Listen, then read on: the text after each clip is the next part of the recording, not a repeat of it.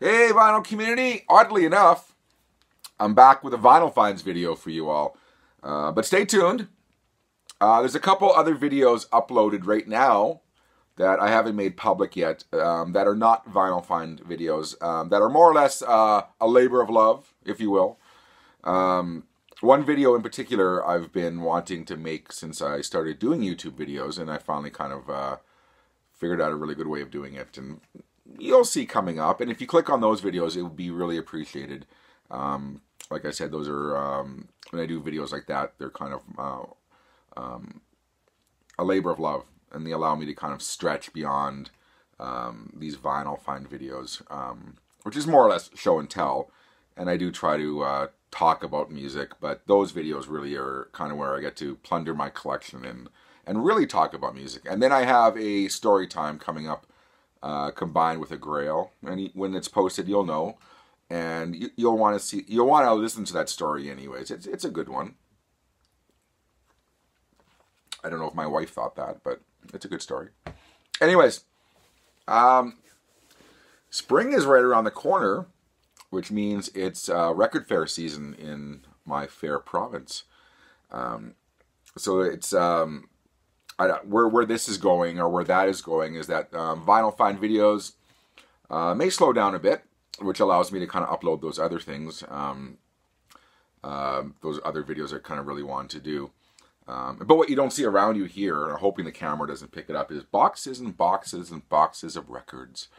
I've been plundering my collection, purging, as it were, and kind of making, kind of getting rid of the old, making room for the new. You can't keep them all. So I'm making a concerted effort this time to kind of reduce a lot of the fat in my collection and kind of maybe focus a bit more. That's kind of my goal in 2018, is maybe focus a bit more, and yeah. You guys just want to see the vinyl. So anyways, I'll start blabbering. But really quickly, yeah, I think it's just mostly vinyl. I'm looking around what I have for you. A couple cassette tapes. Some people lately have been posting cassette hauls, which is really nice to see. Pure nostalgia. And if you got the right equipment, sounds fantastic. Copy of the Wayne's World soundtrack. That was an essential thing when I was younger, having that soundtrack in the movie. And Bon Jovi, 7800 Degrees Fahrenheit. I've been having a run of finding Bon Jovi cassettes. Like I said, nothing more to add about Bon Jovi, but Tia Carrera, Ballroom Blitz, and some band called Queen had a hit off this album. Anyways. A couple of videos ago, I'm not going to turn this into a rant, but I showed a new album I got in the mail, In Excess, Elegantly Wasted.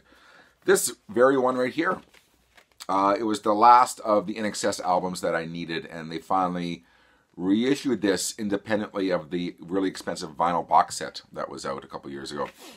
And when I showed it to you, I don't know if it was open or not. It might have been open. I hadn't played it. But I did open the vinyl, and I put it on, and all of a sudden my needle, or my arm, the arm on my turntable was up and down, jumping up and down. And I quickly rescued it. And what I found, and I don't think the camera's going to show it, you have to trust me on this one. Do you guys know the sport curling? It's a big sport in Canada and other places in Europe. But the ice is just a series of bumps, and that's how the rocks roll on the ice. This looks like a curling rink sheet of ice. It's just nothing but bumps. I don't even know if it could pick it up here. Probably not. But it's just thousands of little bumps. Which is, and it's not dirt, it's part of the vinyl. Just horrible pressing. So that was, it doesn't really matter if I drop this, because I have to destroy this record. It's unplayable. Which breaks my heart. I'll probably recycle the cover though. It's, like I said, it's literally unsavable. It's, the bumps itself, like I said, are all pieces of the vinyl just bubbled up. And I guess where that leads me is, the only new vinyl I have to show you is, Amazon was nice enough to send me a new copy from the UK, which is actually not bumpy. But I have to say one thing. This is was released on the Back to Black vinyl reissue series from Universal. Both records came completely caked in dust. It wasn't like little sprinklings. It was like... Anyways. Generally speaking, Back to Black vinyl presses are... I don't want to paint them all with one brush, but shit. There's some good ones, but... My God. Anyways, and I'm not turning this into a rant because for all the bitching that goes on in the vinyl community about how modern day vinyl presses are all garbage and this and that, there were an equal amount of shit pressings back in the day, trust me. If you think about it. I remember going back, there was a record store called A&A Records in Canada. I remember going into the back room once when I was very young, actually. I kind of befriended someone there. And they had boxes and boxes and boxes of returns, defects. So there were shit pressings back in the day too, but 1,000 little bumps I've never seen before. That's a new one. So anyways, and just the caked in dust thing. So I'm curious to play that INXS and see where that takes me. But that's the only new vinyl I got, was the INXS replacement. And I might take the record and see how far I can toss it into our river valley, into the river. Anyways, there you go. I don't know. A little rant.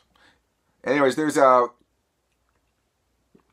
series of videos going around, and I won't do it because if I start ranting, I promised myself I wouldn't do that. People have been posting videos of pet peeves of vinyl videos, or just the vinyl community, and there's some really entertaining ones out there that ring true. Some of it's but I won't say who, because people, you can find them easily enough. But if you're making those videos, I've been finding them highly entertaining. Like I said, it's always good if I don't participate in those kind of things, because I don't have that filter. That's just who I am. All right. What you're going to see here is more or less 2 or 3 different hauls I had around town, thrift stores, antique malls, etc., etc., etc. You guys all know where I get this stuff. A couple finds. They were probably the cream of the crop, which is relative for me. These weren't $1 or $2. These were a few bucks more than that. One of them was $5. And how about I just show them to you? I got an original pressing. You might have seen this on the YouTube vinyl community on Facebook. An original Canadian Electro Records pressing of Injustice for All, which I already have an original copy that I bought on release day in 1988. But my copy looks like it's been played since 1988, and it's got some. I wish I had pulled it to show you. I might have showed it in another video, but it has a little roach burn. I was young once. But this one is so nice. I actually took out the paper sleeves and I put them in kind of MoFi type sleeves. That's how clean the vinyl is on these ones. But that's an original Electro Records pressing of Injustice for All, probably my favorite Metallica album. So just gonna put that back. So anyways,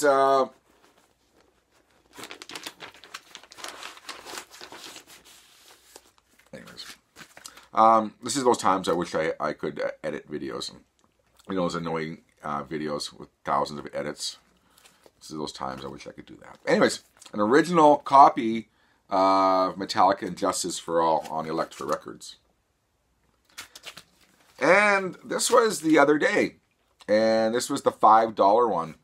And I'm trying to strain my mind and think of where it was. It doesn't really matter. That's totally irrelevant. But it's Misfits Static Age. A few videos ago, I showed you a Misfits album. Was it the Collection 1 or Collection 2? Probably Collection 2.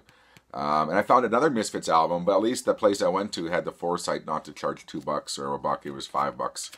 But Misfits, this might be my screenshot, because you gotta bait the people into clicking, right? That's some truth in YouTube videos there.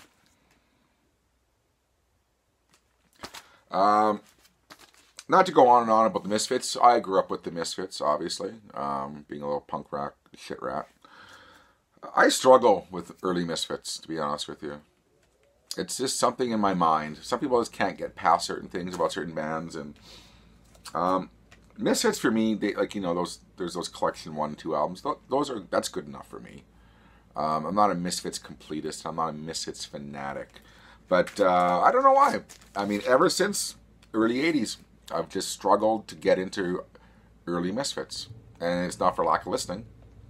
I've had a lot of friends totally obsessed with Misfits. But anyways, I was going to talk about the later Misfits without Glenn Danzig, but I don't want to start a riot amongst you Misfits fans, because I don't think that's half bad. That's personal preference. Anyways, yeah, a $5 copy of Static Age by the Misfits. It's not original, obviously. It's some kind of repress of some kind. Probably some kid bought it. When kids were getting back into vinyl. Some kids stuck around and some kids donated, and that's just me assuming that's what it was. So, whenever I find these newer pressings for cheap, my mind always kind of goes to that's the scenario, and who knows? I could be right, could be wrong.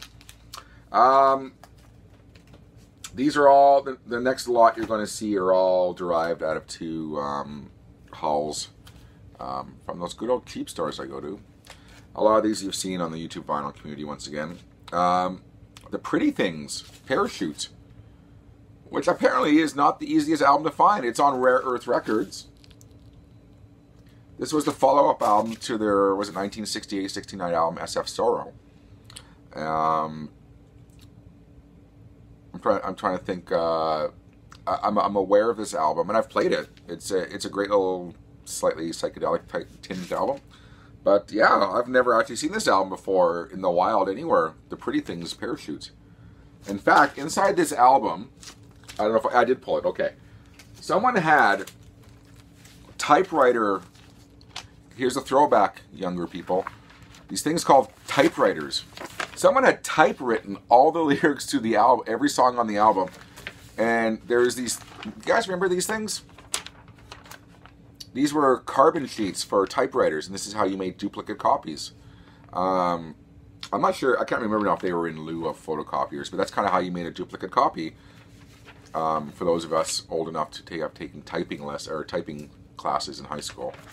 But yeah, the original carbon copies, and then someone wrote all the lyrics with little notes on them. Hand typed. So someone really liked this album. I'm not sure if they were doing it for the purposes of doing cover songs. And the guy's name is actually on here who did this, but I won't repeat his name. But oh, there you go. The interesting things you find in records, eh? How's that for Canadian? Anyways, these are in no order whatsoever. These are just here's some random stuff I got. Bob Marley. I posted this one. Well, I guess I don't know when I'm posting this video, so I'm not sure. It doesn't really matter when I posted this on Facebook. But an original pressing of 1983's Confrontation by Bob Marley. What a badass cover that is. Nice gatefold sleeve. Of all the Bob Marley albums, this is the one I know least about. Obviously, I think it's released post his death. But honestly, I have not listened to it yet, and have not investigated it. So it's got Buffalo Soldier, you know, songs like that, songs we all know. But I'm not sure if it's some kind of odd compilation. And by the time you see this video, I'll have looked it up. So, but if you want, please tell me what it is in the comments and show your superior Bob Marley knowledge. Please do. Anyways, Bob Marley Confrontation for a couple bucks. That was kind of nice. Bryan Adams Reckless. It gets better. Just hang tight. Reckless, Bryan Adams. I always pick these up when I see them for a couple bucks because I always know people who want them. So, yeah, I'll tell you one thing. When I was young, this was one of the albums, if you're Canadian. In fact, now I think of it, I'll tell you a little bit of history, or a little trivia bit about this album. This was the first album by a Canadian to sell 1 million copies in Canada. True that. Still a great album.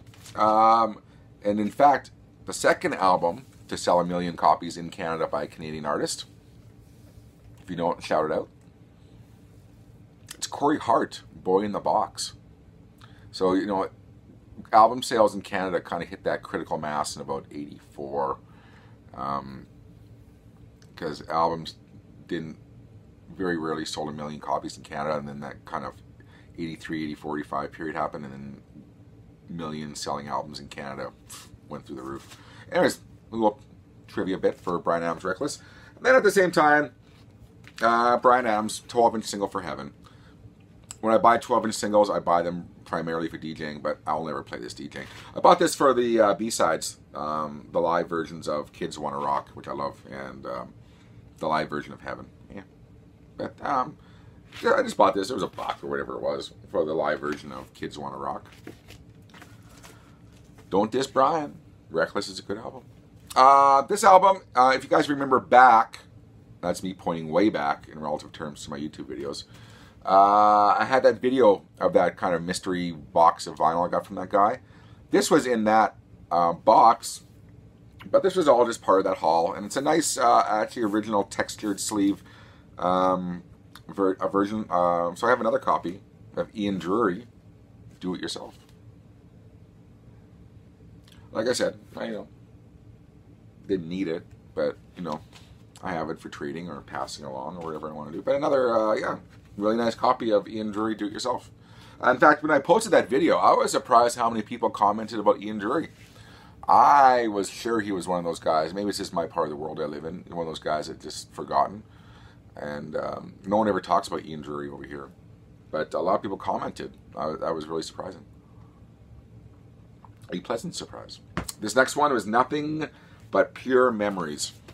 It's more or less, I guess, a soundtrack, although I don't want to call it that for Tron. 1980, what is this? This is 83, 84? It might have been 82, actually. This came out. It's on Disney Records. It's dialogue, music from the movie, sound effects, all stuff like that. And this is just pure memories. When I was young, I used to spend an obscene amount of time in the arcades. If you didn't grow up in that generation in the early 80s with actual arcades, man, you missed something. You could get 4 quarters, 5 quarters, and go to the arcade, and if you're good enough, you could play for hours and hours and hours. And Tron was one of those video games that I played obsessively. The movie I haven't seen in decades. I can barely remember the movie, to be honest with you, but that was nice. An album I got because it's in the shrink with the hype sticker, and it's one of my favorite soundtracks of the era. I have a thing for John Hughes movies and John Hughes soundtracks. It's what I grew up with. But I have this album. I have an original promo pink vinyl copy from the day. Pretty in Pink. Brilliantly clean copy with the hype sticker, which I don't have. I'll probably keep the sticker, or I'll keep the sticker, of course. I'll probably keep the record too. Yeah. Nothing fancy, just good memories. A lot of these 80s soundtracks that I pick up, I always have homes for them because there's an endless supply of people I know, and it's kind of an insult to call people a supply. There's a lot of people I know who have gotten or are still getting into vinyl again, which is great. The more people out there buying vinyl, the more viable they're going to make it, in the future it will hopefully continue strong for vinyl. That's a total aside. But I always have people looking for 80s soundtracks. People who got rid of their records back in the day, and now they're looking to rebuild their collection. And 80s soundtracks were always a staple for a lot of people. So I always pick up things like this, the Footloose soundtrack. I don't think I've ever seen this movie all the way through. For as much as I love 80s movies, I don't know why. I don't know what it is about this movie. This never did it for me. But there's a couple good tracks on here. I like the Shalimar track, Dancing in the Sheets. I thought Bonnie Tyler was good for the time. But really quickly, not to make this video go any longer than it is, but when I do my DJ nights, I do 80s music. Me and my DJ partner, it's like we're almost dreading their request for Footloose. And then if we're getting lots of requests for Footloose, we're really dreading it. It's one of those songs we don't want to play, but when you play it, people go apeshit. To this day. The Beach Boys. Wow, great concert. This was a reissue on Pickwick, but it was originally released on Capitol. And I don't know, honestly, I don't know if it was originally released. I don't know my Beach Boys history, to be honest with you, other than the staples.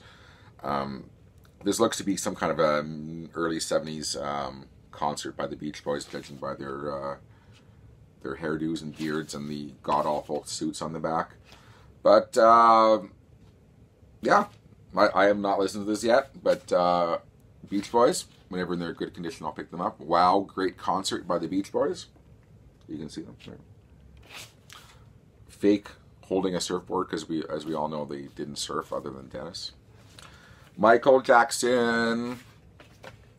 These are just staples. Off the Wall. The original gatefold sleeve. How about this?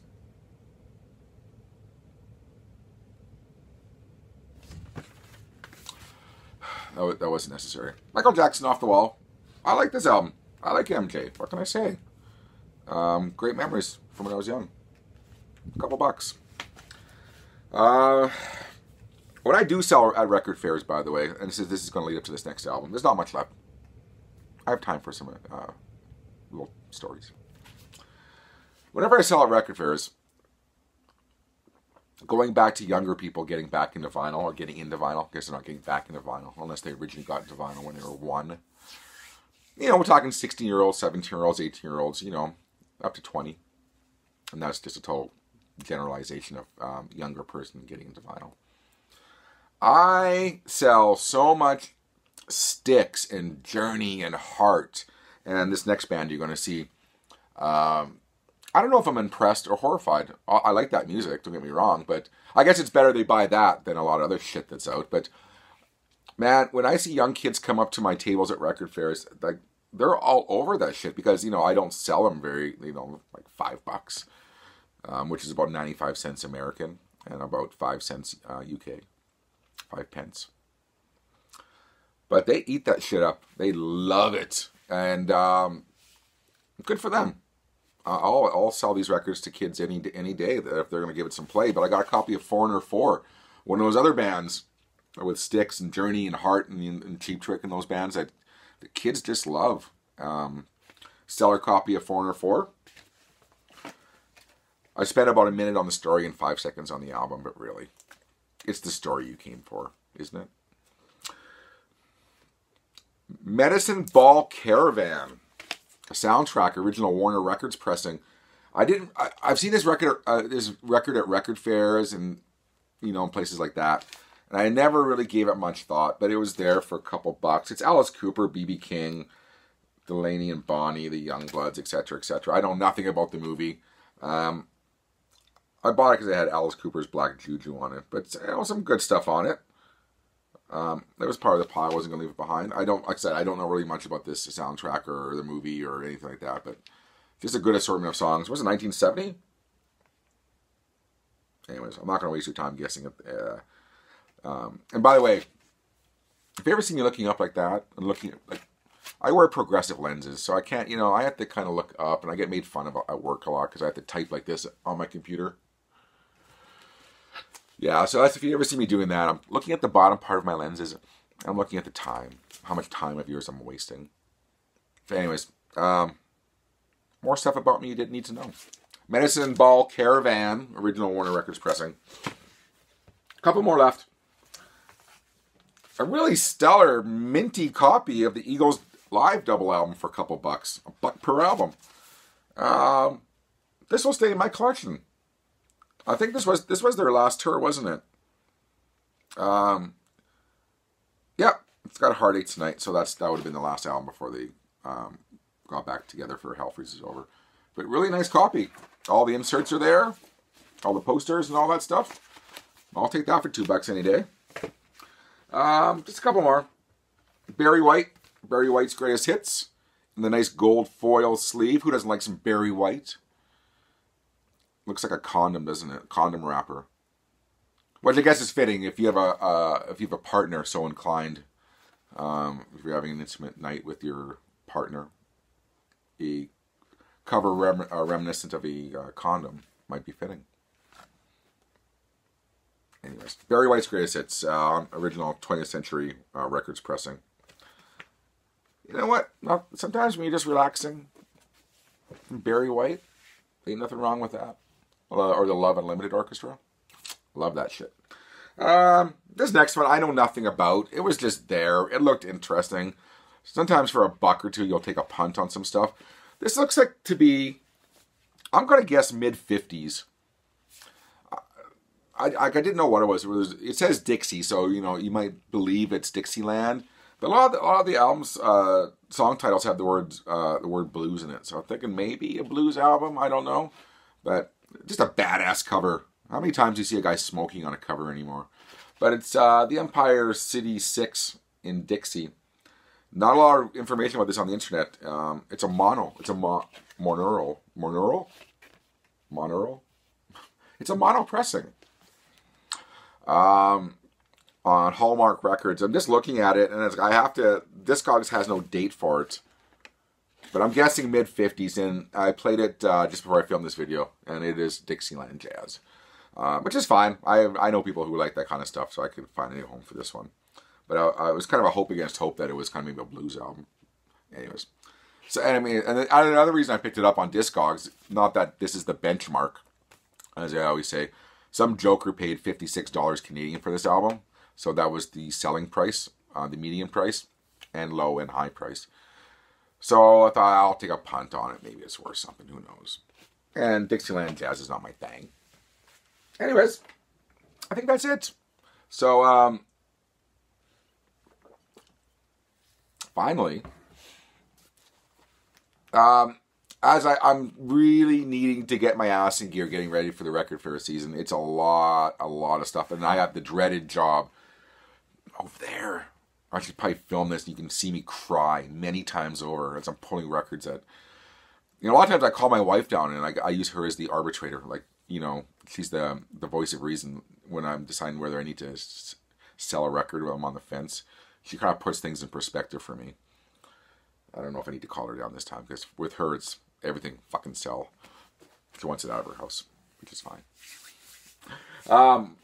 Anyways, I gotta do this purge, and it's killing me, but I gotta do it. What I'm trying to say is that the Vinyl Find videos, if they're there, they're there. I'm not sure if I'll be posting them weekly again, but there'll be other videos. I got a lot of videos posted, uploaded, not made private yet. They're just uploaded to get them off my camera, off my phone. So yeah, look forward to, you know, and it would mean a lot to me if you clicked on those videos. Even if you don't agree or anything, if you just kind of look. It's like I said, it's I can't define myself with Vinyl Find videos. Really, I have decades of experience in the music retail business and lots of stories to tell and tons of music I love to talk about. And really, you know, that's kind of what I wanted to do these YouTube videos for anyways, were kind of just to talk about music. And as time goes on, it's, you know, I always say you guys are my outlet, but I don't really talk to a lot of people anymore about music. So even if I'm talking to no one out there, or it's me talking and getting it out anyways, getting my yeah-yeahs out.